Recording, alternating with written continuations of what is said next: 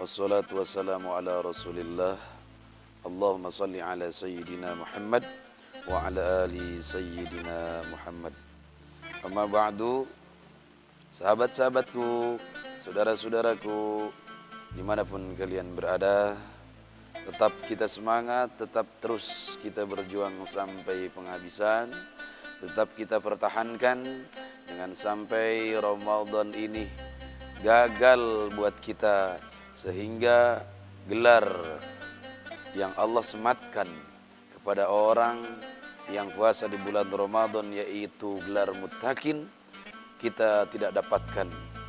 Dan jangan sampai ketika Ramadan meninggalkan kita, sementara kita belum mendapatkan ampunan dari Allah Subhanahu wa ta'ala. Maka oleh karena itu, ikhwani fillah, ayo kita sama-sama sing-singkan lengan baju kita. Ayo mari kita sama-sama ingatkan, saling mengingatkan, saling mengajak dengan saudara kita untuk senantiasa terus-menerus menghidupkan malam-malam dengan tarawih, siang hari dengan bacaan Al-Quran, dzikir dan sebagainya.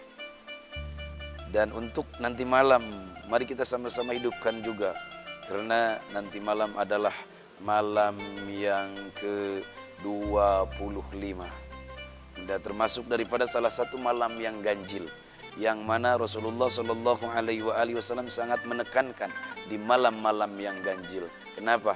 Besar kemungkinan diharapkan oleh kita ketika kita beribadah pada saat turunnya Lailatul Qadar malam 25, Masya Allah, maka sama saja dengan kita hidup 83 tahun atau hidup 1000 bulan, yang memang siangnya kita pakai puasa, malamnya kita pakai ibadah kepada Allah Subhanahu wa ta'ala.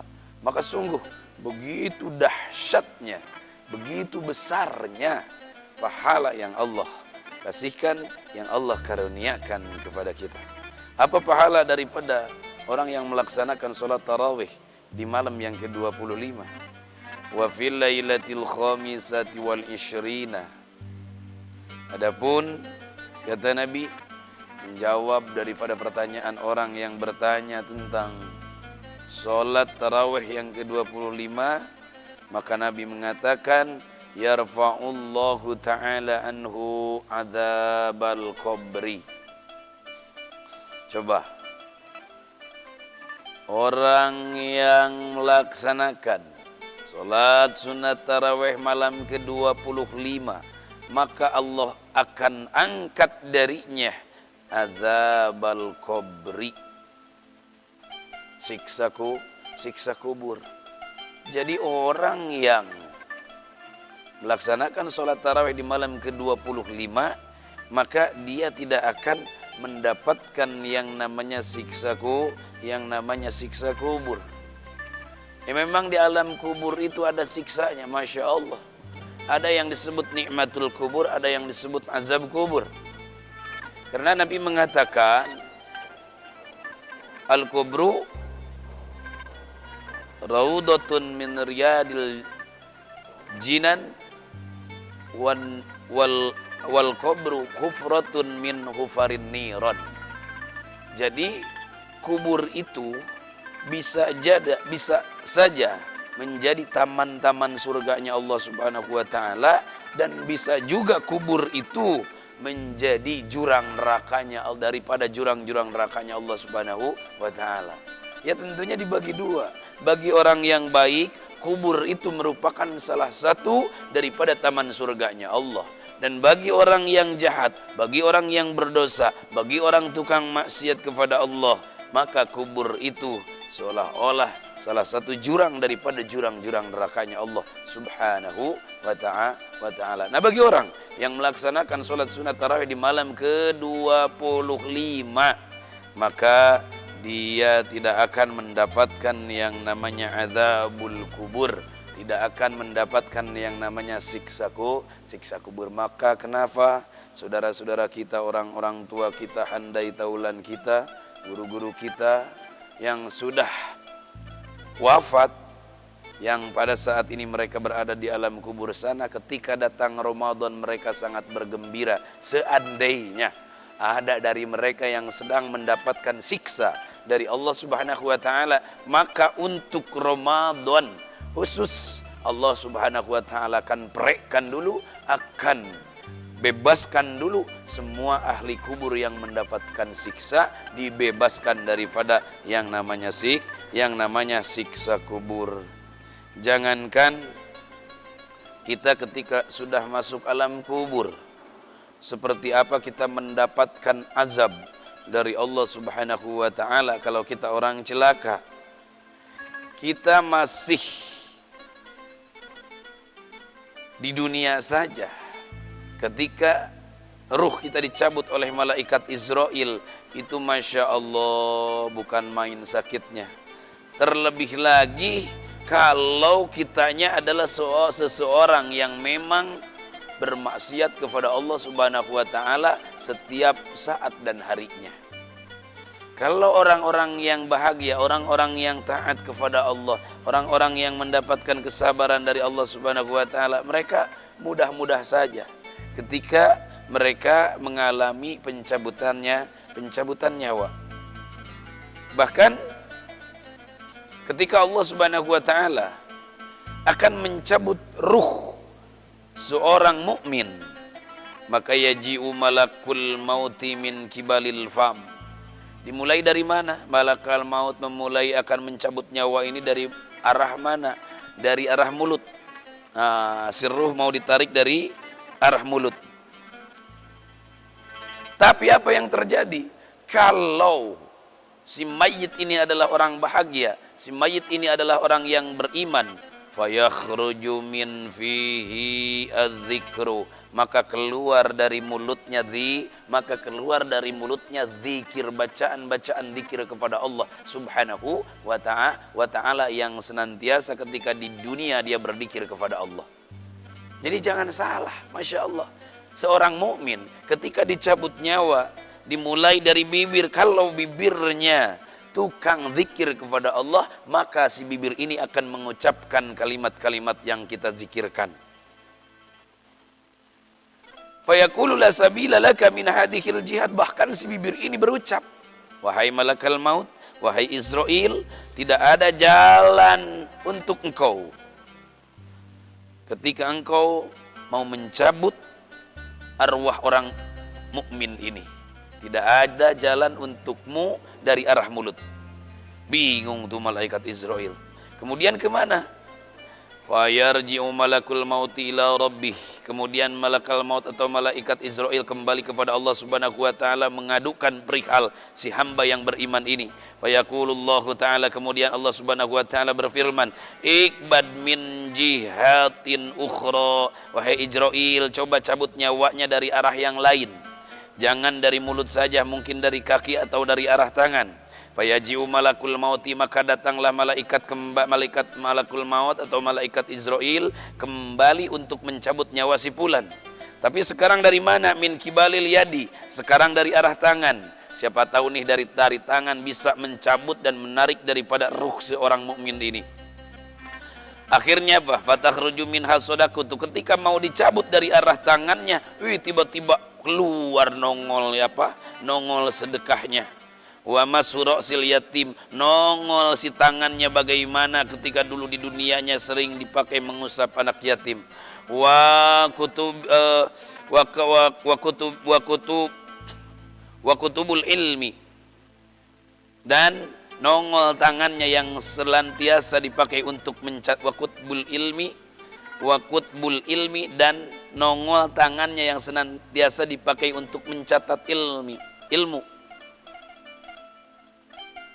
Wadarbus sawifi, muncul tangannya yang ketika di dunianya dia pakai untuk menebas leher-leher musuh, memerangi orang-orang kafir. Sebagaimana tadi saja, ketika dari mulut susah lagi si malaikat Israel untuk mencabut nyawa si fulan ini, karena tangannya yang rajin sedekah, karena tangannya yang suka mengusap anak yatim, karena tangannya yang suka menulis ilmu, karena tangannya yang suka mengangkat senjata untuk memerangi orang-orang kafir. Maka tidak ada jalan bagi malakal maut, bagi malaikat Israel untuk mencabut nyawa si fulan tersebut dari arah tangan. Kemudian dia kembali lagi kepada Allah Subhanahu wa taala. Ya Allah, si fulan ternyata begini-begini, aku tidak bisa. Coba Israil, dari arah lain lagi engkau cabut nyawanya. Kemudian malaikat Israil mendatangi si fulan ini untuk mencabut nyawanya dari arah telinganya.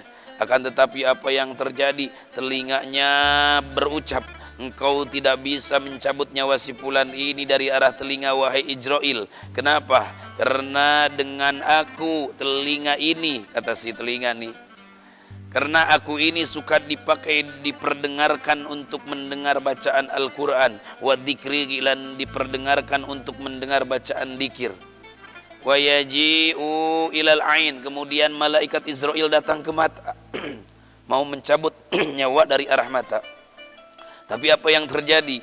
Fa innahu nadhara bi ilal masahib, kata si mata, tidak bisa engkau Israil, engkau mencabut nyawa melalui mata ini. Kenapa? Karena mata si fulan ini senantiasa diperlihatkan untuk melihat Al-Quran wal kutubi, dan kitab-kitab. Sumayan soriputil kal malakul mauti ilallah ta'ala, kemudian pergi lagi malakul maut kepada Allah Subhanahu wa ta'ala. Kemudian fayaqulu, ya Allah, golabatni a'dha'ul abdi bil hujjati kaifa aqbidu ruhah. Wahai Allah, aku telah